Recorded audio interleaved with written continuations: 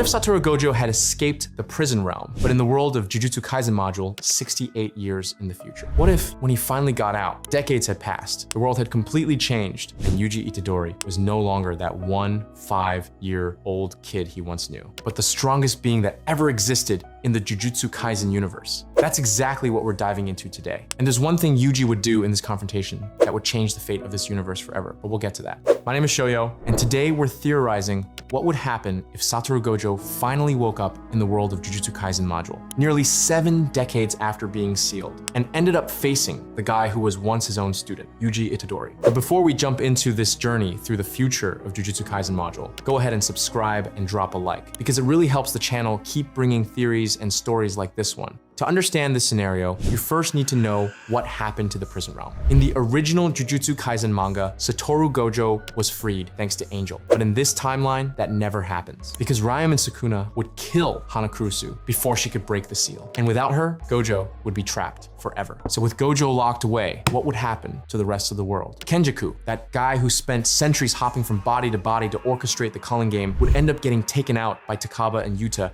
before he could finish his plan. Without him coordinating everything, the culling game would fall apart. But Sukuna, he wouldn't be defeated. He'd finish taking over Megumi's body and destroy whatever resistance was still standing. The problem is, with no Gojo and no sorcerer even close to his level, Sukuna simply wouldn't have anyone left to fight. And Sukuna without an opponent, that's no fun for him. He doesn't destroy the world for kicks. He wants the hunt. He wants that feeling of being pushed to his absolute limit. Without that, there'd be no reason to stay awake. So he'd make a binding vow with himself and go into hibernation, waiting for time to bring him someone worthy, a bomb on pause out of boredom. With Gojo gone and Sukuna sleeping, the world would enter a long era of rebuilding. And decades later, the Samurians would arrive. They always arrive. It's what the module universe establishes. It's part of the cycle of the Jujutsu Kaisen world. The cube containing Gojo would be buried under the rubble of a destroyed Tokyo, completely forgotten. Inside the cube, time doesn't pass for Gojo. He doesn't age physically. Gege Akutami himself explained this in an interview, saying that if Gojo thought too much in there, he'd lose his mind. So he'd do everything he could to keep his head empty. But that worked for 19 days, not for 68 years. The mind keeps going, and that's the problem. 68 years would pass outside, but inside, time might feel completely different. Centuries could have gone by. And throughout all of that, Gojo's mind would most likely slowly deteriorate until he fell into complete confusion about reality, to the point where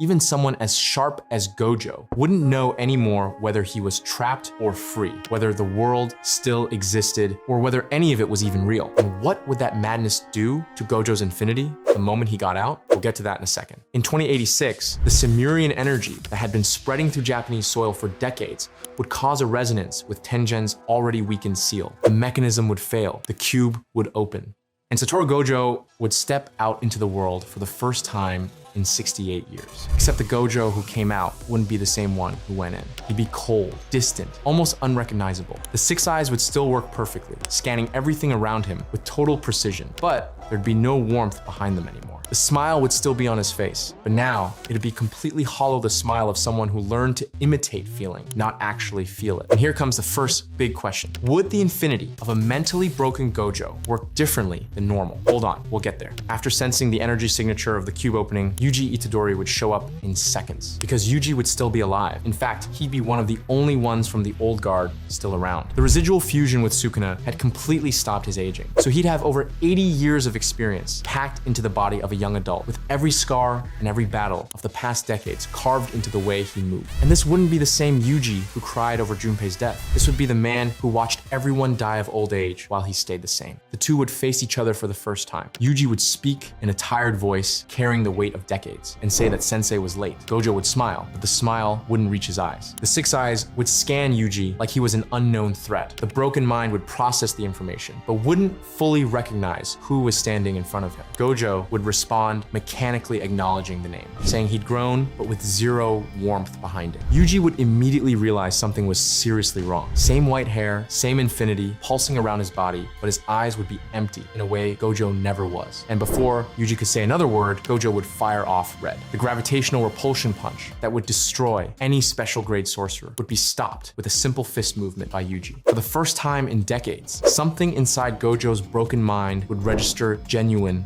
surprise. The battle that followed would be unlike anything ever seen in Jujutsu Kaisen. And there's one specific moment in that fight where Yuji would do something no living being had ever managed to do against Gojo, but hold that thought. Because first, you need to understand why the Infinity would be vulnerable in this situation. After 68 years of fighting alone, Yuji Itadori would have learned something no sorcerer ever mastered. He'd learned to touch the soul. Not just sense an opponent's soul, but read its structure like a map, seeing where each layer of energy begins, where each defense is rooted. And beyond reading it, he'd be able to rewrite it. A wounded ally could be healed with a single touch. A curse could be purified before it even manifested, on a global scale, if needed. But what really matters in the confrontation with Gojo is this. Infinity blocks everything that exists in the physical world. Mass, speed, energy, everything is calculated. Everything is rejected. The problem is that the soul has no mass, no speed. It's not energy in any way the Six Eyes can measure. So when Yuji steps forward and throws a punch straight at Gojo's chest, the Infinity would work perfectly. The fist would stop midair, blocked by the invisible barrier, not touching Gojo's body by even a millimeter. Physically, the strike wouldn't exist, but Yuji's soul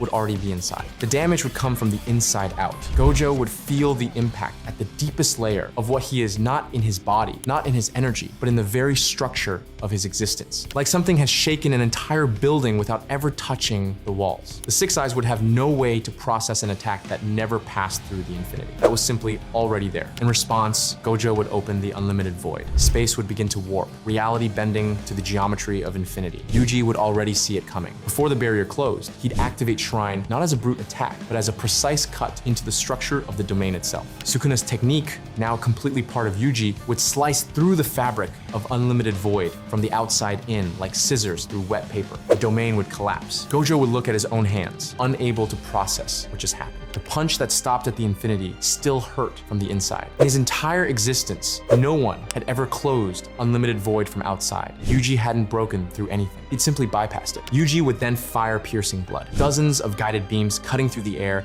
each at a different frequency, all targeting the flow of Gojo's Six Eyes. The Infinity would reject the first wave, reject the second.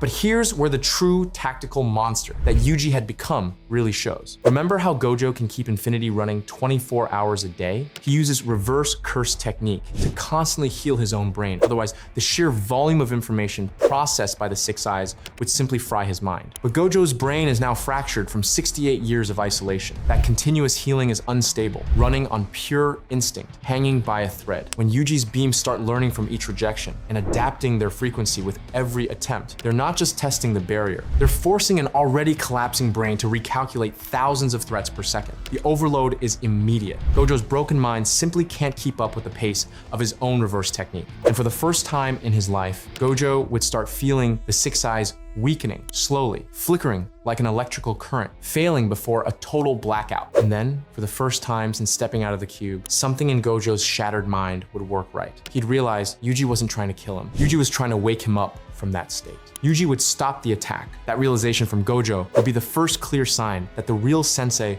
was still in there, buried somewhere under all that coldness. And here's the moment I promised at the beginning, the move that would change everything. Yuji would move at a speed no human eye could follow. He'd simply vanish and reappear right in front of Gojo. With 2 fingers, he'd touch the teacher's forehead, the same gesture, the same angle, the exact pose Gojo used before finishing any enemy. With soul manipulation at the level Yuji was operating, that touch could completely rewrite Gojo's soul. It could heal the broken mind, or it could end it for good. Yuji wouldn't fire. He'd lower his hand, making it clear he could have done it, and for the first time in the history of Jujutsu, Satoru Gojo was no longer the strongest. But to be clear, Gojo wouldn't be healed. What changed is that for a few seconds, the real Gojo surfaced, and Yuji saw it. That's why he didn't fire, not out of pity, but because proving he could was already enough. And because healing Gojo without his consent would be no different from destroying him. Now the big question is, would Yuji heal Gojo or not? If he did, he'd be giving the world back the strongest sorcerer in history. But this time, a Gojo who knows, who might actually understand